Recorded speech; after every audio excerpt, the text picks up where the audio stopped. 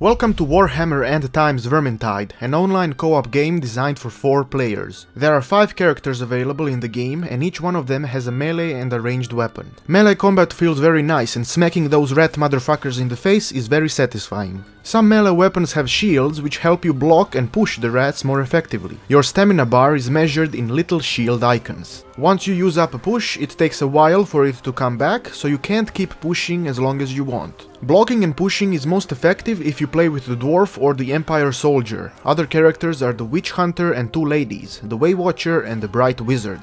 When it comes to differences between all 5 characters, they are quite visible. The dwarf and Empire soldier are the most resistant ones and can be considered as tanks. They should usually be in the front, murdering the rats, while the others should be in the back using their ranged weapons. I say should because you're bound to encounter someone who is going to play with the Way Watcher, who is an assassin, and be in the front line and then complain how they died and nobody is doing anything. The experience with the assassin was generally very shitty for me. In order to properly play her, you need to learn all maps and locations where you can hide and jump on the rats that don't notice you. Otherwise, the rats will call their friends, and an assassin is useless when fighting against a group. The Bright Wizard is very cool. I like magic and throwing fireballs and shit, so this was very fun for me.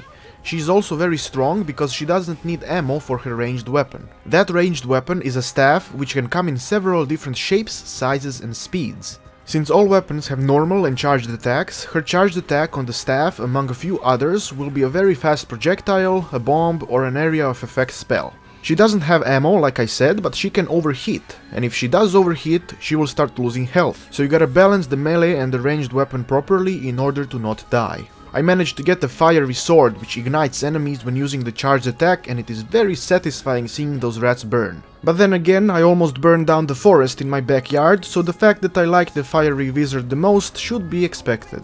The last character is Victor Spire, the Witch Hunter. In my experience, he has the strongest ranged weapon that should be used to murder the special, stronger rats. His standard melee weapon is one of those tiny swords for kids, so you're gonna need to slice a motherfucker about 12 times before killing him. If you wanna find out more about the characters, make sure to check out my other videos about them. We could say a few quick words about the inventory. During gameplay, you will be able to pick up 2 healing items, a health pack and a healing potion. The health pack can be used to heal yourself or your teammate, while the potion can be used only by the person who is carrying it. You can't actually drop the items, so if you want to give the potion to someone else, you will need to pick up a health pack so the potion falls to the ground.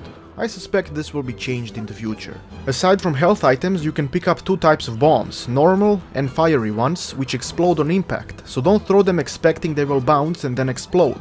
That fucks me up every time. There are also 2 types of elixirs, speed boost and damage boost. I believe they last for 10 seconds, so use them wisely. There is one more item that can end up in your inventory, the Grimoire. Certain maps will have these books that will increase your chances of getting better loot once the level is completed. The downside is that the book takes the health slot in your inventory, so if you need to heal yourself, you'll need to drop the book, heal, and then pick up the book again. Certain books can fuck you up. The special Skaven Grimoires will lower your health as long as you are carrying them, but if you manage to complete the level with the book in your inventory, you will get very good dice, and the chance of getting a great item will be greater. I mentioned the rats many times already, and you're probably wondering what are they like, and are they nasty? I can guarantee you that they are very motherfuckery. Their official name is the Skaven, but I like to call them Skaven, and they are pretty smart for rats. They will usually not attack unless they are in a group, so if you encounter a single Skaven, then you should either snipe him from a distance or let the assassin deal with him. If he gets alerted, he will run and get his friends, and then they will all come after you like flies on shit. Most notable Skaven are the Poison Rat, who throws poison, the Schwarzenegger Rat, who has a machine gun, the Sneaky Rat, who jumps on your face and doesn't let go until he is damaged by one of your teammates,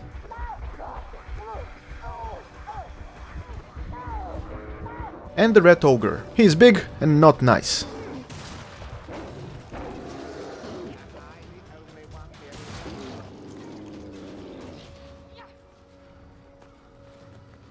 Other rats include the Skaven Legion, which are large armored rats who refuse to die and should be avoided, and the Packmaster, who has a pole arm used to catch and strangle you.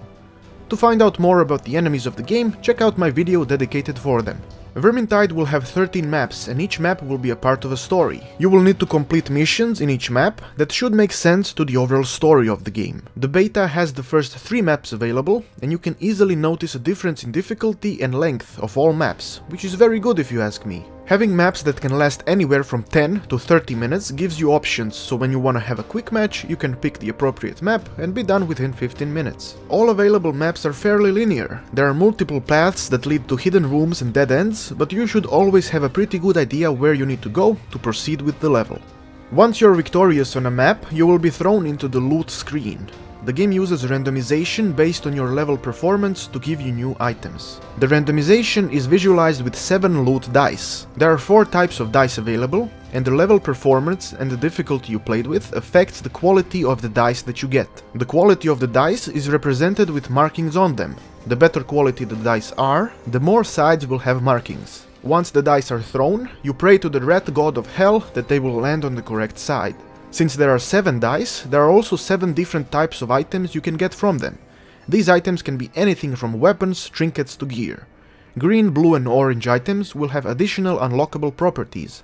In order to unlock them, we need to visit the forge. In the forge you can combine, salvage and upgrade items. Salvaging and upgrading is done with the colored rocks.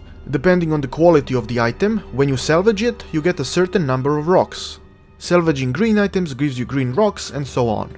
You use these rocks to upgrade your items. If you wish to combine items into a single stronger item, you will need to use all 5 slots and fill them up with different items. This isn't all that bad, especially if you get a shit ton of useless weak items, then you can combine them and possibly get a green or blue item. You can then either use it or salvage it, so you can upgrade another item with the rocks that you get from it. Lastly, I would like to mention the difficulty of the game. There are several difficulties available, and the developers have said that the harder difficulties will have friendly fire enabled, as well as give rats the ability to kill you with one hit. I played on hard a few times and I got wrecked miserably. I can't really imagine what Nightmare and Cataclysm are like. I hope you enjoyed this overview and that you will check out my other videos. I promise they are not shitty. I have been Petard, your glorious lord, and I will see you next time.